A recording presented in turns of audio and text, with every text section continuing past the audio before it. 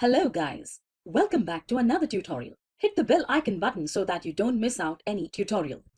Hello, and welcome to this Fundamentals of Cryptography course. In this section, we're going to be switching gears entirely and starting to talk about hash algorithms, which are similar to encryption algorithms, but designed for very different purposes. In this video, we have three main topics of discussion. We're going to start out with an introduction to hash functions, discuss some of the properties of hash functions, and then finally discuss some of the potential high-level applications of hash functions. So, what is a hash function? Hash functions are a kind of an odd case in our discussion so far, in that they're a cryptographic algorithm, but not an encryption algorithm. So one of the differences is they don't use a secret key. When you're using a hash function, all that goes into the hash function is the input. And then it produces a hash output. And hash functions are actually deterministic, so you can put the same input in any number of times and always produce the same output. However, you don't need that secret key that's essential for confidentiality. Which is good because hash functions actually are not designed to provide confidentiality. Instead, hash functions are focused on protecting integrity of data. And then finally, and this is often a point of confusion, hash functions are not reversible. So one of the important features of a cryptographic encryption algorithm is that it's reversible. You take the plain text and a secret key, you produce a ciphertext, and then if you apply the appropriate secret key and decryption algorithm, you can get back to the original plaintext. And this is important because encryption algorithms are designed to let you securely transmit data over an untrusted or insecure channel. Hash functions have no desire to be reversible. And in fact, throughout the next few videos, we'll talk about all the reasons why they actually can't be reversible. And this is an important fact to take away from this video, is that hash functions, one-way functions, not reversible, so there's no way to undo a hash. And so hash functions are like cryptographic algorithms in that they use many of the same principles and mathematical functions and operators as an encryption algorithm. So hash functions are cryptographic algorithms. If you dig into the details of one, you'll see many of the building blocks of cryptography that we looked at earlier in this course. However, they have a very different goal from encryption algorithms. And so now let's talk about some of the properties of hash functions. So a hash function is designed to be a deterministic one-way function. So I mentioned this on the previous slide, but it's worth repeating. Reversing a hash function is impossible. And in fact, that one-way nature of a hash function is essential to its security, because one of the main goals of a hash function is to ensure that given an input, you can produce an output, but given an output, you cannot reproduce the input. This is essential for integrity protection of hash data. And also, to an extent, protecting the confidentiality of data. For example, if I hash a piece of data and only give you the output, you don't know what the input that I used was. Also, hash functions are deterministic, and this means that hashing the same input always produces the same output. So there's no randomness in a hash function. They make a random looking output, but that output is actually deterministic. And this is going to be important throughout our uses of hash functions throughout this section, because hash functions are often used to protect integrity. And so you hash the data and provide the data alongside its hash, and then at the other end, someone can hash that same data, compare the two hashes, and make sure that they're getting the data that you originally sent. Another concept with this integrity protection is collision resistance. So hash functions are designed to be collision resistant. We're going to dive into this a lot more deeply in a later video.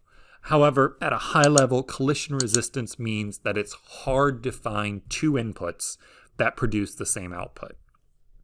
Mathematically, there are an infinite number of potential inputs that produce the same output. A hash function can take anything as an input and produces a fixed sized output. And so when you go from infinity to a finite set, you're mapping a smaller infinity, but still an infinity of inputs to each of the possible outputs. And so it's definitely possible to find two inputs that produce the same output. Hash functions are designed to make that as hard as possible. And so now let's talk about some applications of hash functions. So as I've mentioned a few times so far in this video, hash functions are used to protect data integrity. And the reason why is it's hard to find another value that produces the same hash. So this protects against accidental changes. If you're transmitting some data and one bit gets flipped, it's going to produce a different hash, makes it detectable. If you're transmitting some data and someone modifies it or replaces it, but the hash has not been replaced, then the data, when it reaches the other end, won't produce the original hash, and so the modification will be detectable again. And so for an example of an application of hash functions in a theoretical context, let's talk about Merkle trees. So a Merkle tree is built using hash functions. So down at the very bottom of this tree, we see L1 through L4. These are our data blocks. So this is information that we are storing in this tree.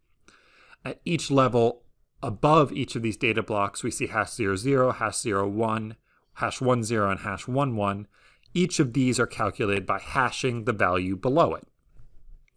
And then at the next level up, you get hash 0 and hash 1 by concatenating the two values below it, and then hashing that to produce the new output. At the top level, you concatenate the two values and hash the result to produce the top hash. So let's look at some of the advantages that this structure provides. It protects data integrity. And the reason why is I've got L1 through L4, and then assume I've got my top hash. If I know what L1 through L4 are and their ordering, then I can recreate this Merkle tree from scratch and produce its top hash, which I can then compare to the top hash that I've been provided, which is helpful for ensuring data integrity. I can compare those, I can ensure nothing's been modified, and that the 4 data blocks that I've been provided are the ones used to originally build the tree.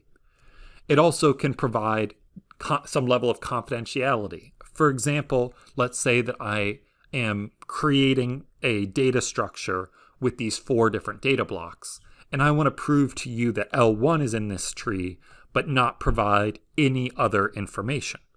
I can do that. What I could do is provide you with L1, hash 01, and hash 1. From L1, you can produce hash 00, and then you can build the rest of the tree from there. You can produce hash 0, and then combining 0 and 1 to produce the top hash. You can then compare that top hash to a top hash that I provide to you and see that they match. And due to how hash functions work, that collision resistance that we mentioned, there's no other version of the tree that I could easily find that does not contain the value L1 that still would create that valid tree that I've showed you. And so if you trust that the top hash value is correct, and then you can easily verify that L1 is part of that tree. And then finally, this is helpful because it provides a compact summary of data. With L1, L2, L3, L4, these values could be huge. However, by storing them in a Merkle tree, I can ensure data integrity, as we've already discussed, but also compactly summarize them because I can say, this is the top hash of the data tree.